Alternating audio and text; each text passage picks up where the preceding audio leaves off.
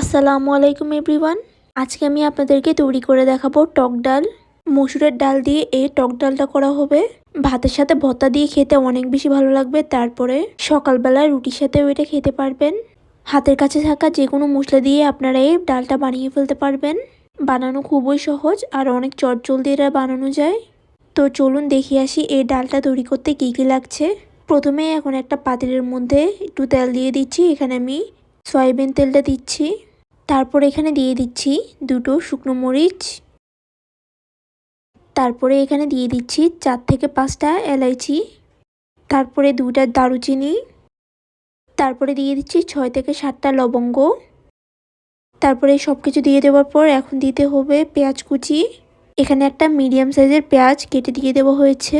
তারপরে এখানে দিয়ে দেওয়া হয়েছে রসুন একটা মিডিয়াম সাইজের। পুরো একটা রসুন এখানে কেটে দিয়ে দেওয়া হলো। তারপরে এখন এই সব কিছুকে একসাথে কিছুক্ষণ ভালোভাবে ভেজে নিতে হবে।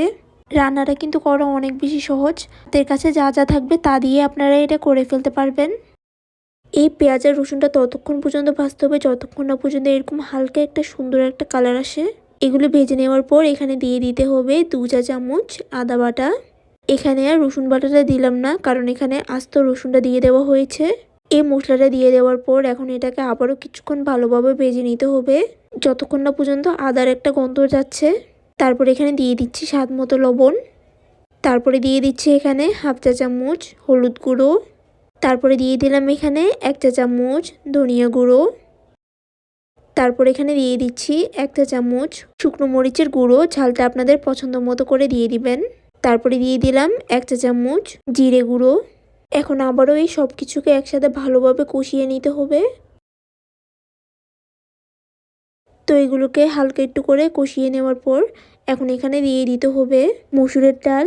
ডালটাকে 1 থেকে 2 ঘন্টা ভিজিয়ে রেখেছিলাম পানিতে। এখানে 1 কাপ মসুরের ডাল ভিজিয়ে রেখেছিলাম, তো সেটা পরবর্তীতে 2 কাপ হয়ে গিয়েছে ভিজিয়ে রাখার ফলে। তো এই মসুরের ডালটা দিয়ে দেওয়ার পর এখন এটাকে হালকা একটু করে ভেজে নিতে হবে, বেশি ভাজা যাবে না আবার। তো এটাকে সামান্য একটু করে ভেজে নেওয়ার পর এখন এখানে দিয়ে দিতে হবে টক দই। টক দইটা দিয়ে দেওয়ার ফলে কিন্তু এর থেকে অনেক সুন্দর একটা টেস্ট আসবে আর একটু টক টক লাগবে, ভালোই লাগবে এটা। এখানে দিয়ে দিচ্ছি 1 কাপ টক দই। আমাদের টক দইটা একটু পানি পানি হয়েছিল, যেহেতু এটা বাসায় বানিয়েছিলাম, বেশি ভালো হয়নি। এই দইটা যেহেতু একটু পানি পানি ছিল তাই এখানে 1 কাপ দিয়েছি। আর না হলে একটা কাজ করতে পারেন, গরুর দুধের সাথে সামান্য একটু লেবুর রস দিয়ে দিলে তাহলে এটা টক দইয়ের মতো হয়ে যাবে। এটা দিয়েও আপনারা খুব সুন্দরভাবে এই রান্নাটা করে ফেলতে পারেন যদি বাসার মধ্যে টক দইটা না থাকে। আর যদি টক দইটা দেন তাহলে এটা অবশ্যই একটু ফেটিয়ে নেবেন। তো দইটা দিয়ে কিছুক্ষণ ভালোভাবে রান্না করে নেওয়ার পর এখন এখানে দিয়ে দিতে হবে গরম পানি। এখানে প্রায় 3.5 কাপের মতো আমরা পানি দিয়েছি। এখানে দিয়েছি আমরা গরম পানি। তারপরে এটাকে ভালোভাবে একটু নাড়াচাড়া করে নেওয়ার পর এখন এটাকে কিছুক্ষণ ভালোভাবে ঢাকনা দিয়ে ঢেকে রেখে দিতে হবে। এর মধ্যেই এই ডালটা সিদ্ধ হয়ে যাবে। আর কিছুক্ষণ পরপর কিন্তু আমরা এটা নাড়িয়ে চাড়িয়ে দিয়েছি ঢাকনা খুলে। তো পানি বেশি আমরা রাখবো না এখানে। আপনাদের কাছে যদি মনে হয় ডালটা একটু সিদ্ধ হওয়া প্রয়োজন তাহলে আরও কিছুটা গরম পানি অ্যাড করতে পারেন। তো এখানে প্রায় ডালের পানিটা শুকিয়ে এসেছে আর ডালটাও সিদ্ধ হয়ে গিয়েছে আমার। এই ডালটার মধ্যে বেশি ঝোল রাখিনি। তারপরে এখানে দিয়ে দিচ্ছি 3 থেকে 4টা কাঁচামরিচের ফালি। তারপরে দিয়ে দিব এখানে কিছুটা ধনেপাতা।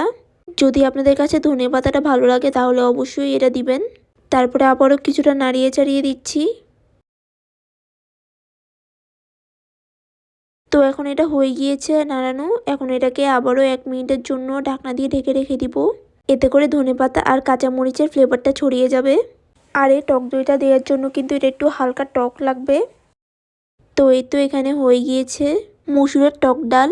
তো আশা করছি আপনাদের কাছে এই রেসিপিটা ভালো লেগেছে। দেখতেই পেরেছেন কত সহজ একটা রান্না। ঘরে থাকা জিনিস দিয়ে আপনারা এই ডালটা বানিয়ে ফেলতে পারবেন।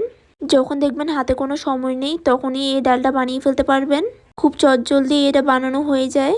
চাইলে এই ডালটা আপনারা ভাতের সাথে পরিবেশন করেও খেতে পারেন, যে কোনো ভর্তা দিয়ে, অথবা রুটির সাথেও খেলেও কিন্তু ভালো লাগবে। আমি তো এই ডালটা ভাতের সাথে পরিবেশন করে খেয়েছি আর ভর্তা দিয়ে। তো এই তো আজকের জন্য এতটুকুই। দেখা হচ্ছে অন্য কোনো রেসিপি নিয়ে। আল্লাহ হাফেজ।